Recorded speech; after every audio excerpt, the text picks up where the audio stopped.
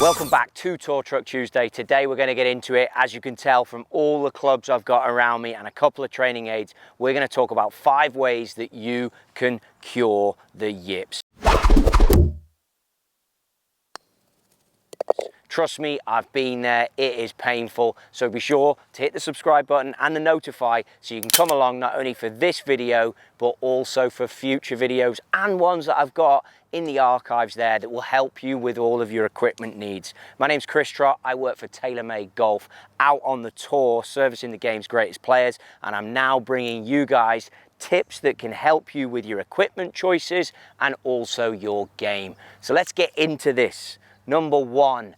The number 1 thing you have to do when it comes to curing this problem is realizing that it's mental.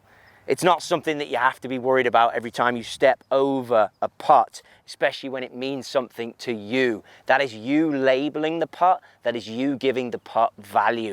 Each putt's the same. Remember that. It doesn't matter how far the putt is, it doesn't matter what it's for, as long as you've got the line that you've picked and you've decided to go with that and commit to it, all you're doing is the right thing, the best thing that you can do. So before we even get into training aids, and I know you're itching to talk about putter things and tweaks that I've done, trust me, I've done it all and I've settled back in an area that works for me. You must understand this is something that you can overcome just by making a few little changes. Having all the equipment available to me, I started to delve into different lengths, different head weights, different grip choices, and the grip choice is exactly where it hit home. So I started on a super stroke. It wasn't necessarily the grip, but I realized that if I simply stuck with the same method and I started clawing the putter, then I would start seeing results like that. So all of a sudden, what's happening there, all you've done is put a different grip on your putter and you're holding it a different way, but because you're no longer fixated in the mindset of, okay, how do I take this putter away? How do I stand it? Do I get upright? Do I stand tall? Do I stand low? You're simply trying to think. For me, it was don't let go of this. You're holding it like it's chopsticks. It was a nightmare, but I realized it helped me. So an equipment change on the grip helped me out. Then I went down the avenue of asking people questions about their equipment. This is a putter that was made for Dustin Johnson. Look how long it is. I play a 33-inch putter. This one's up there 36. It's got a counterbalance grip on it, meaning that the swing weight of this putter, you can see it wants to go that way. The swing weight, there's a lot of weight in the grip. And I played with a lot of good players and they would change their grip from left below right. Then all of a sudden they'd go claw. Then all of a sudden they'd go thumbs together. That's right, I tried that one. We'll get to that in a minute. And they would get to a point where if they started to feel uncomfortable, they'd even just have their right hand on slightly. But if they started to feel uncomfortable, they'd get to a realm where they didn't care what it was they did, just whatever got them away from thinking technique. And that's how this has ended up in my repertoire. I certainly don't hate it. It's certainly something I revisit every now and again. And I like it. There's another grip choice. Then the final piece when it came to equipment came to understanding toe hang, understanding what I was going to need. And that's where I started using stuff like the odd training aid here and there. I've got a mat down that gives me path. Then I have this simple stroke that allows me to get consistency when it comes to practicing. So I started to think about equipment beyond my putter, and I started to think about equipment as, okay, a training aid, because ultimately, what are you trying to do? You're trying to set up the same time every time. I've seen the players on the tour doing all have mirrors down, they have this mat down that I have here, or they have a simple stroke down, and then they're simply trying to rock back and get that result. That's the result. And all of a sudden, and the reason, again, your practice with your equipment became important is because you wanted to start hearing that noise.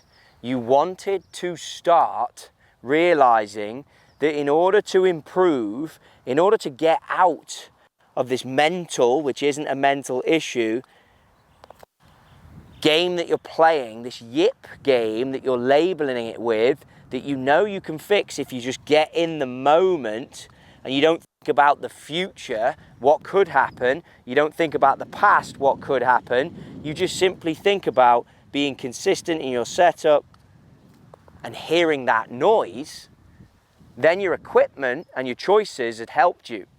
The next thing, toe hang, offset. So again, where my hands sit, if you have a full shaft offset, like this putter I have here in front of me, this full shaft offset would then put my hands in a different position.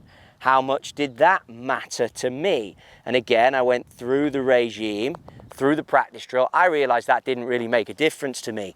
But one thing I would call out is toe hang. And I am a big believer when it comes to putting that you have to make the decision. Are you going to be someone who is going to go for my center shafted GT here, which is face balanced, meaning the putter is going to go more straight back, straight through. Your technique is going to allow for you to be more straight back, straight through on that putt? Or was your technique going to put you in a place where you might want to stand slightly inside the ball with your eye line? Then you want to move your path inside and you want to start releasing that putter down the line. Therefore, toe hang. So when the toe of the putter hangs like that, that would be something you would want to consider. And that again is where you can use the equipment available to help you. And these triggers are now getting into our third point, which is technique. We've looked at equipment when it comes to training aids, equipment when it comes to grips. Remember I mentioned the 2 thumb here, which I looked at for technique wise because I very much was setting up with a low right shoulder, which meant that I was backing up and coming out. So now I'm looking at technique, and then I'm using the equipment available to me that if I went 2 thumbs next to each other, that would level my shoulders. And I played around with this for a while to see if this was something that would help me make putts.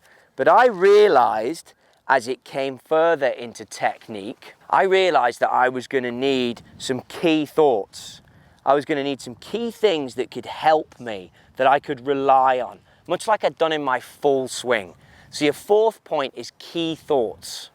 What are you going to turn to when it's going to help you? You've got your equipment, you've realized you can overcome this. Where are your key thoughts to give you that result, rock back, rock through? And what I found was, if I took a ball marker and I placed that ball marker down behind the golf ball, and I simply would hit down on the putter. Remember, I realized that my technique, my shoulders were this way. I was backing up and coming out. So if I could get my eyes over the ball, consistent, that's all I'm looking for. If you want your eyes inside the ball and you go for a toe-weighted putter that's going to give toe hang, I'm fine with that. But I would want my eyes over the ball, get them in a key position. I went left hand low on the grip. Again, I used the equipment available. I then stayed down on the putt. And the way I did that, the way I stayed down on it, is by putting a coin behind that golf ball, or a ball marker in this case, and simply hitting down on the marker. Hitting down, not trying to catch the marker on the way up. Because if you're trying to upstroke, which I was told as a kid, look, stroke these putts up, hit them on the way up. But I realized through going into the kingdom that you wanted to hit them more zero or through the golf ball. So if I then went left below right, shoulders went square, I could stay down on it. I started, again, a key thought for me, to put 60% of my weight on the instep of my foot, 60% instep of my foot, instep of my foot, coin behind, eyes in a good position, rock and through. Putter feels great, by the way. Rock and through. And I would realize that that was a key thing. You need to discover what your key thoughts are, but if you can get something that takes you away from getting sucked into too much technical thought, I think it's a good place to be. And then the final and the 5th point that I went for, that was massive. In addition to holding putts, hearing the sound, going through your key points, having your equipment, getting it right, getting it dialed. The last piece, think like a player, react like a player. You must see the target like you did when you were a kid. You must stand there. You have a routine. I kept it for me. I kept my routine away from the ball. I kept my routine back here like I did my pre-shot and my full swing. And then when I went into it, it was, okay, let's get this going. Let's get one look and let's pull the trigger. Nothing's going to change. Nothing is going to impact you. Nothing's going to change between you hitting that putt and you moving away from it. It can't. You can't control what's going to happen. See the line, feel the line, get lost in the pace of the putt. See it going down in training aids you've got. Focus on the point, the target, and then rock through. Feed the confidence by holding the putts. 5 key points to help you with any putting issues that you've got. Even if you're not there to the point where you're feeling nervous or you're struggling, just go through these routines as they will help you become a better golfer as you get more committed to the target. If you like what you're seeing, if you like what you're hearing, hit subscribe, hit notify. Tour Truck Tuesday comes once a week and one of these videos goes on there. I'll stick a bunch of links below where you can find any of these putters to suit your game, maybe some of these training aids. They'll all be in the description to this video to help you with your game. All of these training aids are available. Until next Tour Truck Tuesday, I think all that's left for me to do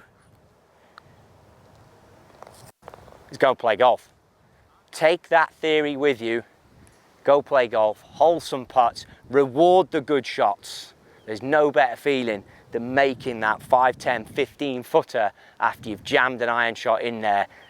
Get out of your rounds what you deserve. Putting problems don't need to be a thing.